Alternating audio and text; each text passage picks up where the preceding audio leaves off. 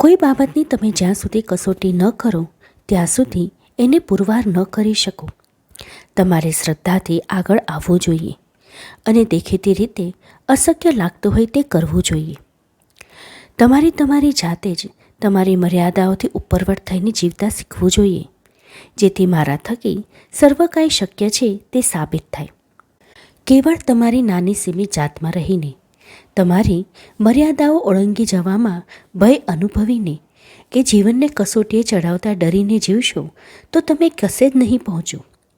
દરેકે દરેક બાબતમાં મારો જ હાથ હોય છે એ જોઈ નહીં શકો. કશાનો ભય ન રાખો. માત્ર એટલું જાણી લો કે હું સદાય તમારી સાથે છું અને તમને દરેક પગલે દોરીશ અને માર્ગદર્શન આપીશ. દુનિયાને બતાવો કે જેઓ મને ખરેખર ચાહે છે અને દરેક બાબતમાં મને અગ્રહ રાખે છે, તેમના કલ્યાણ માટે બધી જ બાબતો સાથે મળીને કામ કરે છે. ચમત્કાર પર ચમત્કાર બનવાની અપેક્ષા રાખો અને તે બનતા જુઓ.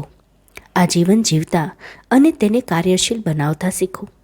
તે સાથે નવા સ્વર્ગ અને નવી ધરાનું પ્રાગટ્ય નિહાળો. એક પછી એક અદ્ભુત બાબતો બનતી આવતી જુઓ, કારણ કે તમે તે બધું વ્યવહારમાં ઉતારો છો અને તે પ્રમાણે જ જીવો છો.